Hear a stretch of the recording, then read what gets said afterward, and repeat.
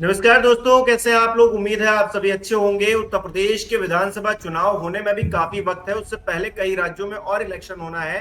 उत्तर प्रदेश में ही पंचायत के चुनाव होने हैं, लेकिन तैयारियां अभी से 27 को लेकर हो रही हैं। कहा यह जाने लगा है कि एक थर्ड फ्रंट तैयार हो रहा है। हाल ही में एक तस्वीर उभर कर सामने आई। चंद्रशेखर आजाद और स्वामी प्रसाद मौर्य एक साथ एक फोटो में दिखाई दिए, हाथ मिलाते हुए बड़े ही गर्मजोशी के साथ दिखाई दिए। तो लोग ये कहने लगे हैं कि उत्तर प्रदेश में थर्ड फ्रंट बनने की शुरुआत हो गई है। क्या ऐसा सच में हो गया है? इसको लेकर बात करेंगे। केपी मलिक वरिष्ठ पत्रकार हमारे साथ जुड़े हुए हैं। सर, आपको लग रहा है थर्ड फ्रंट बनने की शुरुआत हो गई है? चंद्रशेखर आजाद और स्वामी प्रसाद मौर्य आपस में गलवैया कर रहे हैं।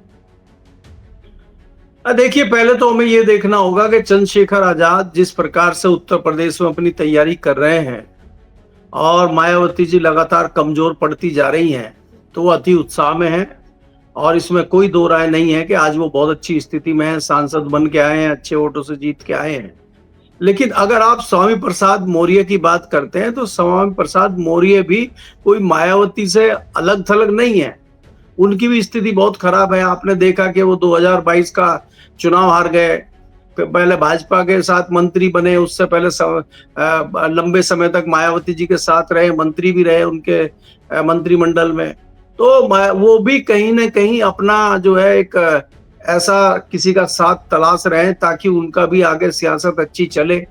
तो ये तो उस तरह की बात है। आज स्वामी प्रसाद मौर्य भी बहुत अच्छी स्थिति में मुझे दिखाई नहीं दे रहे हैं।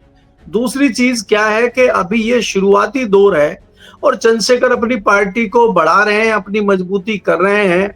आने वाले समय के लिए 2027 के लिए वो तैयारियां कर रहे हैं। कौन कौन साथी उनके साथ जुड़ सकते हैं, कौन कौन उनका जो पिछड़ा और दलित समाज के नेता हैं, उनके साथ आने से उनको क्या नफा नुकसान हो सकता है, वो अभी इसके गुणा भाग में लगे हुए हैं। अभी हम ये नहीं कह सकते कि थर्ड फ्रंट की तैयारी हो गई है। अभी चर्चाएं तो ये भी हैं कि उनकी मुलाकात ओवैसी से भी हुई है और वो संपर्क में आजम खान के भी हैं। लेकिन क्या आजम खान समाजवादी पार्टी को एकदम से छोड़ के चंद्रशेखर के साथ जाएंगे? क्योंकि हमें ये नहीं भूलना चाहिए कि समाजवादी पार्टी के साथ भी लंबा इतिहास और लंबा साथ आजम खान का रहा है। और भले ही आज थोड़ी तल्खी बनी हुई हो, लेकिन इस बात को नहीं भुलाया जा सकता कि कपिल सिब्बल को राज्यसभा का सांसद अखिलेश ने इसीलिए बनाया था कि वो आजम खान और उनके बेटे को, उनके परिवार को कानूनी पचड़े से बाहर करेंगे, उनकी मदद करेंगे। तो समाजवादी पार्टी उनके साथ है और वो समाजवादी पार्टी के साथ लंबे समय से हैं। क्या वो इस मुहाने पे पहुंच गए कि पार्टी को तोड़ेंगे नहीं तोड़ेंगे? तो मुझे लगता है अभी काफी कवायद होनी बाकी है, अभी शुरुआती दौर है। और दूसरा, यहाँ पे थोड़ी मैं एक चीज और जोड़ दूं कि जिस तरह त्रिस्तरीय चुनाव पंचायत का उत्तर प्रदेश में होना है, अब ये पंचायत का चुनाव हो जाए, इसमें गुना भाग चल रहा है सियासी दलों का। वो अपने अपनी ताकत आजमाना चाहते हैं कि क्षेत्र में हमारी क्या अभी मजबूती है, कैसे कहाँ पे क्या क्या है, वो आंकड़ों को भी मजबूत कर रहे हैं। अब थोड़ा सा ये पंचायत के चुनाव हो जाए तो इस साल के अंत तक जो है प्रदेश में चुनावी माहौल बन जाएगा और तब हमें आकलन करने में आसानी होगी, मुझे ऐसा लगता है। जी, अभी ट्रायल मोड में चल रहे हैं चंद्रशेखर आजाद। नहीं, देखिए, चंद्रशेखर आजाद के पास खोने को कुछ नहीं है। चंद्रशेखर आजाद को पाने के लिए बड़ा लंबा उनके सामने जहां है, सारा जहां खाली है, वो कहीं भी कुछ भी कर सकते हैं। आज अगर स्थिति देखेंगे आप, चंद्रशेखर आजाद जिस प्रकार से लोकसभा में पहुंचे हैं, जिस प्रकार से कहीं भी वो जाते हैं, उनकी लोकप्रियता उनके दलितों में, पिछड़ों में बढ़ रही है। और आज उनके पास एक बहुत बड़ा प्लेटफार्म है। मैं बार बार कहता हूं, संसद के रूप में उनको एक बड़ा प्लेटफार्म मिला अपनी बात रखने का, अपने समाज के लोगों की बात उठाने का, रखने का एक प्लेटफार्म मिला है। वो हाउस में बोलते हैं, हाउस के बाहर बोलते हैं। आज वो सम्मानित सदस्य हैं, हमारे लोकसभा के सदस्य हैं। तो इस नाते मीडिया से भी वो रूबरू होते हैं, मीडिया भी उनको तवज्जो दे रहा है। दूसरे, अगर हम पलट के देखें तो मायावती के पास आज कोई प्लेटफार्म नहीं है। भले ही वो आकाश आनंद को बढ़ाने की बात करें, लेकिन हम ये भी नहीं भुला सकते कि आकाश आनंद वो तमाम बुराइयां बता रही थी और अभी वो तमाम अच्छाइयां आकाश आनंद में बता रही हैं। तो इससे ये लगता है कि कहीं ना कहीं मायावती भी कंफ्यूज है। मायावती को भी समझ में नहीं आ रहा है कि पार्टी को किस प्रकार से बचाया जाए, क्योंकि आपको ये देखना होगा कि 4 बार की उत्तर प्रदेश की मुख्यमंत्री आज इस स्थिति में है कि उनका किसी भी सदन में कोई मेंबर नहीं, एकमात्र विधानसभा का सदस्य उत्तर प्रदेश में उनका है। तो उनकी स्थिति कोई बहुत अच्छी आज उत्तर प्रदेश में नहीं है। तो वो कैसे सरवाइव करेंगी, वो भी इस बात को लेकर चिंतित हैं। और भारतीय जनता पार्टी लगातार उनका फायदा जिस प्रकार से उठा रही है, उनके जो मतदाता हैं, उनके जो वोटर हैं, उनमें एक मैसेज है कि मायावती कहीं ना कहीं भारतीय जनता पार्टी के हाथों में खेल रही है, तो उनका वोट छिटकता जा रहा है। और वो कितना वोट स्वामी प्रसाद मौर्य को मिलेगा, कितना जो है चंद्रशेखर आजाद को मिलेगा, कितना दूसरे जो दल हैं, चाहे वो निषाद हो चाहे राजभर हो, कितना उसमें बंटवारा होगा। अब फिर वो मैं वही बात कहता हूं कि 2024 अगर आप देखेंगे तो जो मुख्य विपक्षी दल था समाजवादी पार्टी और उनका गठबंधन कांग्रेस का, बड़ी तादाद में पिछड़ों का और दलितों का वोट उनको मिला है। तभी तो आप देखेंगे कि भारतीय जनता पार्टी को इतना झटका लगा है उत्तर प्रदेश में। समाजवादी पार्टी को आशा के विपरीत नतीजे आए। अयोध्या जैसी सीट समाजवादी पार्टी का जीतना जताता है कि भारतीय जनता पार्टी से कहीं ना कहीं जो पिछड़ा दलित जुड़ा था वो छिटक रहा है और वो समाजवादी में जा रहा है, ना कि वो बसपा में जा रहा है, ना दूसरे दलों के साथ जा रहा है जो छोटे छोटे दल हैं, उनको भी नकार दिया है। तो इससे चिंतित कहीं ना कहीं सब लोग हैं। जी मलिक साहब, आपको लग रहा है कि 1992 जो बीएसपी का मॉडल था कि हम दलितों को भी साथ ले लें, पिछड़ों को भी साथ ले लें और मुस्लिमों को भी साथ ले लें, तो ये जो कॉकटेल बनाने की कोशिश कर रहे हैं सियासी तौर पर चंद्रशेखर, क्या इसमें सफल हो पाएंगे? क्योंकि जो नया पैतरा आजमा रहे हैं, जो मायावती जिस चीज को आजमा चुकी है उसी चीज को आजमा रहे हैं फिर से अगर चंद्रशेखर, तो क्या इसका नतीजा रह सकता है? नहीं, देखिए, इसमें कोई दो राय नहीं है कि ये जो पैतरा आजमा रहे हैं, ये पैतरा पिछले दिनों सफल रहा है। और एक बहुत बड़ा गणित मैं आपको उत्तर प्रदेश का बताता हूं, अगर आप देखेंगे, जब जब बहुजन समाज पार्टी उत्तर प्रदेश में मजबूत होती है तो भारतीय जनता पार्टी किनारे लग जाती है, वो 2 से 3% पे सिमट जाती है। और जब जब भारतीय जनता पार्टी मजबूत होती है उत्तर प्रदेश में, तब तब बसपा किनारे पे सिमट जाती है। आज बसपा मात्र 8% पे रह गई है। और जब बसपा की सरकार थी, बसपा की पूर्ण बहुमत की सरकार थी, तो भाजपा 2 से 3% पे रह गई थी। तो हमें यह मानना होगा कि पिछड़ा और दलित जब भाजपा के साथ जाता है तभी भाजपा की सरकार बनती है। अगर पिछड़ा और दलित भाजपा से अलग हो जाता है तो फिर एक किसी नए दल के साथ वो जाता है तो उसकी सरकार बन जाती है। हमने पिछले दिनों देखा है। अभी भी मैं 24 का जिक्र बार बार इसलिए करता हूं कि भारतीय जनता पार्टी को झटका लगाने वाले ही दलित और पिछड़े थे। जिस प्रकार से एक परसेप्शन बनाया था मुख्य विपक्षी दल और गठबंधन ने कि अंबेडकर के ऊपर टिप्पणी अमित शाह ने हाउस में की थी, इसके अलावा जो संविधान का मुद्दा मामला बहुत गर्मा गया था, उसको लेके कहीं ना कहीं पिछड़े और दलित जो है चिटक गए थे। और जातीय जनगणना का मामला भी था, तभी तो डर के आज भारतीय जनता पार्टी बिहार के इलेक्शन से पहले जातीय जनगणना की बात कर रही है। नहीं तो हमने तो कभी जीवन में सुना नहीं है कि भारतीय जनता पार्टी और संघ जातीय जनगणना के हित में रहा हो, और आज वो जातीय जनगणना की बात कर रहे हैं कि भाई जातीय जनगणना होगी। तो कहीं ना कहीं भारतीय जनता पार्टी भी इस चीज को सोच रही है कि अगर हम ये पैतरा नहीं आजमाएंगे तो हमारे वोटर टूट जाएंगे। और दूसरी चीज ये है कि चंद्रशेखर, जो सवाल आपने पूछा है, चंद्रशेखर इस फॉर्मूले पे आगे बढ़ना चाहते हैं। क्योंकि मायावती को भी आप देखेंगे कि मायावती ने भी शुरू में जिस प्रकार से कि भाई वो किया था कि तिलक तराजू और तलवार इनको मारो, जूते 4, वो उन्होंने नारा गढ़ा और उसमें आगे चले, लेकिन सफलता तो नहीं मिली। सफलता तो तभी मिली कि जब आपने ब्राह्मणों को जोड़ा, ठाकुरों को जोड़ा, बाकी लोगों को जोड़ने का काम किया तो आप सत्ता में आए। तो चंद्रशेखर भी ये चीज सोच के चल रहा है कि मुझे सबको साथ लेना होगा। और आज उत्तर प्रदेश में आप इस चीज को नहीं नकार सकते कि कहीं ना कहीं ब्राह्मण समाज भी भारतीय जनता पार्टी खासकर योगी से नाराज है। कहीं ना कहीं ठाकुरवाद जिस प्रकार से उत्तर प्रदेश में एक बड़ा मुद्दा बना है, उससे दूसरी जातियां कहीं ना कहीं नाराज भारतीय जनता पार्टी से हैं। तो भारतीय जनता पार्टी को इसका खामियाजा भुगतना पड़ सकता है और उसका फायदा मुख्य विपक्षी दल समाजवादी पार्टी और चंद्रशेखर जैसे लोगों को मिल सकता है। इसलिए उसमें आपदा में अवसर देख रहे हो कि भाजपा के ऊपर अगर कोई आपदा आती है तो उसका फायदा जो है चंद्रशेखर को भी मिल सकता है। तो चंद्रशेखर वो फायदे को तलाश रहे हैं, इसीलिए वो इतनी कवायद कर रहे हैं। जी अच्छा, यूपी की राजनीति क्या युवाओं को मौका देने के लिए तैयार नजर आ रही है? क्योंकि हमने 2017 में देखा अखिलेश यादव और राहुल गांधी, कहा गया कि यूपी के 2 लड़के, लेकिन वो फेल हो गए। यूपी को ये 7 पसंद है नारा लगाया गया, लेकिन यूपी को वो 7 पसंद आया नहीं। तो क्या अब 2027 में या फिर अभी भी हमने लोकसभा चुनाव में भी देखा, क्या युवाओं को मौका देने के लिए तैयार है उत्तर प्रदेश? देखिए, युवाओं की अगर आप बात करते हैं, युवा तो चंद्रशेखर भी है, उसकी टीम में सब लोग युवा हैं।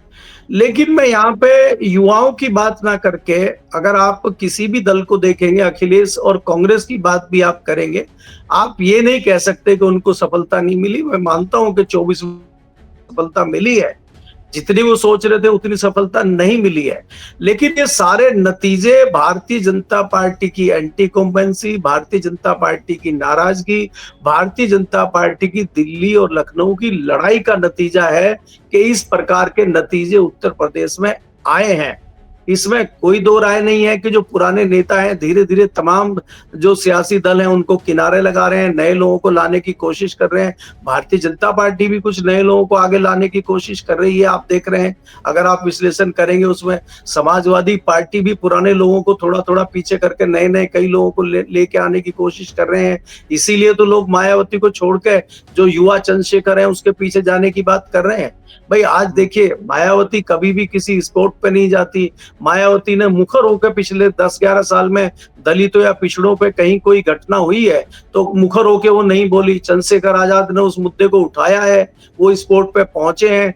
तो इसलिए युवा लोकप्रिय दलितों में भी है और बाकी जगहों में भी है। कांग्रेस का जो दुर्गति उत्तर प्रदेश में है वो इसीलिए है कि पुराने जो नेता हैं वो जगह छोड़ने को तैयार नहीं है, नया जो नेतृत्व है उसको मौका मिल नहीं रहा है। तो इसीलिए जो दुर्गति कांग्रेस की हो रही है, कांग्रेस भी ये चीज को सोच रही है कि नए लोगों को हमें मौका देना पड़ेगा। और पिछले दिनों में जिस प्रकार से आपने देखा है कि राहुल गांधी मध्य प्रदेश गए और वहां पे बहुत आक्रामक होकर उन्होंने अपने नेताओं से बात की है, और हमारी खबरें ये हैं कि वहां पे भी वो जो है नेताओं में बदलाव कर रहे हैं। जो लीडरशिप है, पुरानी लीडरशिप है, उसमें चेंज करके कुछ नए लोगों को जोड़ने की बात है। इसी तरह से हरियाणा में हुआ है कि हरियाणा में जो 4 मठाधीश बैठे हैं जिनकी वजह से सत्ता हाथ में आते आते चली गई, तो वहां भी कुछ नए लोगों को, युवाओं को जोड़ने की बात कांग्रेस कर रही है। और एक चीज और मैं आपको अंत में बता दूं कि जिस प्रकार से महागठबंधन और गठबंधन की जो लड़ाई उत्तर प्रदेश में भारतीय जनता पार्टी के सामने कांग्रेस और बसपा की है, कांग्रेस यहाँ पे ये भी निर्णय ले सकती है अपनी लीडरशिप को बढ़ाने के लिए कि वो अकेली चुनाव में जाने की कोशिश करे। क्योंकि आपने देखा जिस प्रकार से वो चाहे हरियाणा हो चाहे दिल्ली हो, उन्होंने रिस्क लिया है और वो सत्ता पे से बाहर चले गए हैं। अभी भी कांग्रेस जानती है कि वो तो सत्ता में आएगी नहीं, और सत्ता में अखिलेश आएंगे, समाजवादी पार्टी आएगी, तो उसमें कांग्रेस का कितना भला होगा ये भी उनको पता है। तो कि 5 साल और ही सही, लेकिन हम अपनी लीडरशिप मजबूत करें, हम अपनी फसल यहाँ पे नई फसल लगाएं और जो अगले 5 साल में तैयार हो जाए, और अगले 5 साल में हम तैयारी करें चुनाव की। क्योंकि चाहे भारतीय जनता पार्टी हो चाहे कांग्रेस हो, राष्ट्रीय दल, तमाम जो छोटे दल हैं, जो तमाम प्रादेशिक दल हैं, उनको खत्म करने में दोनों की मानसिकता एक है। वही मानसिकता भारतीय जनता पार्टी की है और वही कांग्रेस की है। तो इसमें भी जो हम मान के चल रहे हैं कि समाजवादी पार्टी और कांग्रेस एक साथ लड़ेगी, इस पे भी मुझे थोड़ा संशय है। जी। अच्छा, आपको लगता है कि चंद्रशेखर आजाद सिर्फ मायावती के लिए चुनौती नहीं है, और भी जो दल हैं, भारतीय जनता पार्टी हो गए, समाजवादी पार्टी हो गई, इनके लिए भी अब चुनौती बन रहे हैं? क्योंकि जिस तरह से वो कह रहे हैं ग्राउंड जीरो पर उतर कर लोगों के मुद्दे उठाना, वो एक जन नेता के तौर पर अपनी भागीदारी निभा रहे हैं, और यही चीज उनको बहुत बड़ा नेता बना सकती है आने वाले समय में। बिल्कुल सही कह रहे हैं आप। अगर आप देखेंगे चंद्रशेखर आजाद नगीना से जीत के आए हैं, और नगीना की सीट जीतने के लिए चाहे वो अखिलेश यादव हो, चाहे कांग्रेस हो, चाहे जयंत चौधरी हो, चाहे भारतीय जनता पार्टी हो, तमाम सियासी दलों ने जोर लगाए। सबने अपने अपने उम्मीदवार को जिताने की कोशिश की, लेकिन कोई नहीं जीत पाया। तो नुकसान तो बाकी दलों का भी हुआ। भाई मायावती की बसपा का कैंडिडेट तो हारा ही, लेकिन बाकी लोग के भी हारे। ऐसा तो है नहीं कि भाई बसपा का हार गया और किसी दूसरी सियासी दल का जीत गया। तो जरूर है ये चुनौती अखिलेश के लिए भी। और मैंने जैसा कि पहले ही कहा कि भारतीय जनता पार्टी से छिटक के जो पिछड़ा दलित समाजवादी पार्टी और कांग्रेस के साथ गया था, उसमें कहीं ना कहीं बंटवारा चंद्रशेखर करेंगे। और मैं आज आपको बता देता हूं कि इस हथियार का प्रयोग भारतीय जनता पार्टी शाम दाम दंड भेद करके करने की कोशिश करेगी। भारतीय जनता पार्टी की कोशिश ये रहेगी कि चंद्रशेखर को थर्ड फ्रंट बनाने में मदद की जाए और चंद्रशेखर के साथ तमाम, चाहे वो ओवैसी हो, चाहे वो स्वामी प्रसाद मौर्य हो, और भी जो छोटे दल जितने आ सकते हैं, कोशिश हो कि आजम खान को भी शाम दाम दंड भेद करके, जिस प्रकार से वो जेल के अंदर है, उनको कोई भी उनकी मनी ट्रेल पकड़ के, दूसरे दबाव करके उनको जबरदस्ती इनके साथ लगा कर एक थर्ड फ्रंट बना दिया जाए, ताकि बंटवारा जब वोटों में हो जाएगा तो उसका सीधा सीधा फायदा भारतीय जनता पार्टी को होगा। तो भारतीय जनता पार्टी तो इस मामले में हमेशा आगे रहती है। तो इस तरह का भी कदम भारतीय जनता पार्टी उठा सकती है। राजनीति है, सियासत है, इसमें कोई भी दांव पेच और पैंतरेबाजी हो सकता है, क्योंकि आपको सत्ता तक पहुंचना है। अब तो यही है कि सत्ता तक पहुंचना है, कैसे पहुंचना है, क्या करना है, कौन सी हेराफेरी करनी है, कौन सी पैंतरेबाजी करनी है, अब ये सब पुरानी बातें हो गई हैं। अब तो किसी भी तरह एनी हाउ हमें सत्ता में पहुंचना है, चाहे उसके लिए कुछ भी करना पड़े। तो इसलिए सत्ताधारी दल पूरी कोशिश करेगा इस हथकंडे को अपनाने की, मैं ये भी निश्चित तौर पे कह सकता हूँ। जी। केपी मलिक साहब, क्योंकि पंचायत चुनाव होने हैं विधानसभा चुनाव से पहले, तो अभी जो जोर आजमाइश है विपक्ष के नेताओं की, जो तमाम अलग अलग दल हैं जिन्हें हम इंडिया गठबंधन कह सकते हैं, वो अपने अपने तौर पर अपनी पूरी ताकत लगा लेना चाहते हैं पंचायत चुनाव में, और 27 में शायद एक रूपता दिखे और चंद्रशेखर आजाद भी शायद अखिलेश यादव के साथ कदम ताल करते हुए और इलेक्शन लड़ते हुए दिखाई दे। ये जितनी कवायद अभी दिखाई दे रही है, क्योंकि भारतीय जनता पार्टी में भी इसी के मद्देनजर दिख रहा है कि सब अलग अलग कह रहे हैं कि हम चुनाव अकेले लड़ेंगे, हम अकेले लड़ेंगे, तो यहाँ विपक्ष में भी शायद वही होता हुआ दिखाई दे रहा है। जिसके साथ कंपैटिबल जो नेता समझ रहा है वो उसके साथ जा रहा है। देखिए, मेरे को दो चीज दिखाई दे रही है। अभी पहली बात तो यह है कि आज की परिस्थिति के हिसाब से अगर हम देखते हैं, आज भारतीय जनता पार्टी की परिस्थिति उत्तर प्रदेश में बहुत अच्छी नहीं है। ये डिपेंड करेगा अगले 1 से 2 महीने के अंदर, जब नया वहां का प्रदेश अध्यक्ष होगा भाजपा का, क्या मंत्रालय में या दूसरे उसमें भी क्या भारतीय जनता पार्टी कुछ बदलाव करती है, उसके बाद जो है दूसरे दल कवायद करेंगे कि किसको क्या करना है। भारतीय जनता पार्टी के साथ जो सहयोगी दल हैं, वो सिर्फ सत्ता की मलाई काटना चाह रहे हैं। उनको ये लगता है कि एक आध साल और काट ली जाए और चुनाव से पहले माहौल देख के उसके बाद हम अदला बदली करेंगे। क्या आपको याद नहीं है कि स्वामी प्रसाद मौर्य मलाई खा रहे थे भारतीय जनता पार्टी की सरकार में, और जब उनको लगा कि शायद भारतीय जनता पार्टी हार जाएगी और सत्ता में समाजवादी पार्टी आ जाएगी, तो समाजवादी पार्टी के साथ चले गए। तो वो पैंतरेबाजी भी आपको दिखेगी। लेकिन जैसा आप पंचायत चुनाव की बात कर रहे हैं, इसमें कोई दो राय नहीं है कि पंचायत चुनाव में भी तमाम सियासी दलों को अपनी औकात, अपनी हैसियत पता चल जाएगी। भले ही इसमें सिंबल पे चुनाव ना होते हों, लेकिन ये सब राजनीतिक लोग होते हैं, कौन किसका समर्थन कर रहा है, कौन किसके पक्ष में लड़ रहा है, कौन किसके विपक्ष में लड़ रहा है। तो एक ग्राउंड से मोटा मोटा एक आइडिया इन लोगों को लग जाता है, और उसी के तहत बाद में समझौते भी होंगे। और आपने जैसा कहा कि कोई दो राय नहीं है, अगर चंद्रशेखर के साथ समाजवादी पार्टी का गठजोड़ बनता है और चंद्रशेखर अच्छी बार्गेनिंग करते हैं, वो हो सकता है कि डिप्टी सीएम मांग ले, हो सकता है कि भाई वो अपने 4 अच्छे मंत्रालय मांग ले, कुछ भी डील हो सकती है। और सरकार अगर बनती है तो अखिलेश को उनको देना पड़ेगा, क्योंकि उनके सहयोग से वो सत्ता में आ रहे हैं। क्योंकि अगर चंद्रशेखर उनके साथ आते हैं तो फिर तो निश्चित तौर से कोई दिक्कत है ही नहीं। अब तो देखना ये है कि मायावती क्या करेंगी, आकाश आनंद क्या करेगा, क्या वो सरवाइव कर पाएंगे, क्या अपनी पार्टी का अस्तित्व बचा पाएंगे, ये देखना होगा। क्योंकि बहुत ज्यादा हथियार, राजनीतिक हथियार, और बहुत ज्यादा कोई ऐसी चीज मुझे दिखाई नहीं दे रही आकाश आनंद की कि जैसे वो जादू की छड़ी लेके निकलेंगे। भाई आज की डेट में मुझे नहीं लगता कि आकाश आनंद कहीं स्थिति में है कि वो तुरंत स्पोर्ट पे पहुंच जाएंगे। आकाश आनंद कोई ऐसी स्थिति नहीं है कि वो सड़कों पे उतर जाएंगे। आकाश आनंद ऐसा नहीं है कि वो सरकार का खुले तौर पे विरोध कर देंगे, क्योंकि जैसा आपने देखा 24 के उसमें उन्होंने 2-4 रैलियां की थी और थोड़ा कड़ा रुख दिखाया था, तो तुरंत उनको हटा दिया गया, बाहर कर दिया गया। तो क्या ऐसे में वो सत्ता के खिलाफ बोल पाएंगे?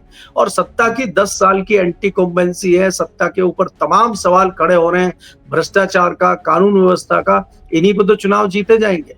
भाई योगी जी जिस कानून व्यवस्था और जिस अपनी साफ सफाई के ऊपर आए थे, आज तो वो उत्तर प्रदेश में ध्वस्त होती दिखाई दे रही है कानून व्यवस्था। और जिस प्रकार से दिल्ली और लखनऊ की लड़ाई है, उसका नतीजा हमने 24 में देख लिया। तो इसी तरह का 2027 में भी होगा, इसमें कोई दो राय नहीं है। जी। अच्छा सर, अखिलेश यादव इतने कॉन्फिडेंट कैसे नजर आ रहे हैं? क्योंकि उन्होंने हाल ही में एक ट्वीट किया, उसमें कहा कि जातिगत जनगणना हमारी सरकार बनेगी तब होगी, क्योंकि उसकी डेट से कुछ ऐसे रखी गई हैं, उसकी तारीखें ऐसी रखी गई हैं जब इलेक्शंस हो रहे होंगे उत्तर प्रदेश में, या तो इलेक्शंस पहले हो जाएंगे उसके बाद में जनगणना शुरू होगी, मतलब क्लैश कर रहा है वो मामला। तो अखिलेश यादव ये कह रहे हैं कि हमारी सरकार बनेगी तब होगा, तो ये इतने कॉन्फिडेंट कैसे है अभी से? देखिए, उसमें दो चीजें हैं। जैसा कि आपने देखा 2024 में समाजवादी पार्टी और अखिलेश भी मान कर नहीं चल रहे थे कि उनके पक्ष में इतने अच्छे नतीजे आएंगे। उनके पक्ष में नतीजे आए हैं, कांग्रेस को भी फायदा उनकी वजह से हुआ है और भारतीय जनता पार्टी को बहुत बड़ा नुकसान हुआ है। वही परिस्थिति वो अभी 2027 के चुनाव में देख रहे हैं, क्योंकि उनको पता है कि दिल्ली में और लखनऊ में जिस प्रकार की तल्खी बनी हुई है, एक तो उनका फायदा उसको मिलेगा, समाजवादी पार्टी को।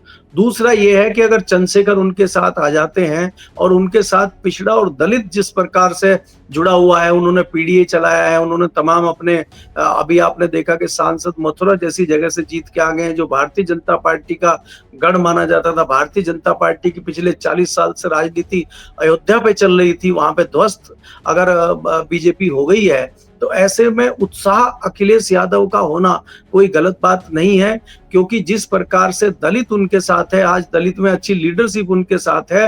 अगर दलितों में वो सेंध मार लेते हैं अच्छी खासी, तो अखिलेश यादव जरूर सरकार बनाने में कामयाब हो सकते हैं, और यही है कि उनको इतना अति उत्साह है। दूसरा, जिस भारतीय जनता पार्टी ने जिस प्रकार से जातीय जनगणना की घोषणा की है, मैंने पहले ही कहा कि भारतीय जनता पार्टी और संघ कभी इस हित में नहीं रहा, कभी सोच का नहीं रहा कि जातीय जनगणना होनी चाहिए। मोदी जी कभी इस हित में नहीं रहे कि जाति को, वो तो जनगणना भी नहीं चाहते। नहीं तो 11 साल में कोरोना का बहाना हो गया, कोरोना से पहले और कोरोना के बाद में जनगणना हो सकती थी। कोरोना खत्म हुए तो 5 साल हो गए हैं। तो अगर वो चाहते, वो तो मुझे लग रहा है कि उन्होंने एक जुमला बिहार इलेक्शन में छोड़ दिया है, क्योंकि बिहार की जो सरकार है नीतीश कुमार की, उन्होंने भी बार बार इस तरह की मांग सरकार से की थी, और बिहार में एक बड़ा माहौल है कि जातीय जनगणना होनी चाहिए। क्योंकि बिहार में जिस प्रकार से लोग काम कर रहे हैं, जिस प्रकार के लोग वहां रहते हैं, उनका कहना यह है कि जिसकी जितनी संख्या भारी उसकी उतनी हिस्सेदारी।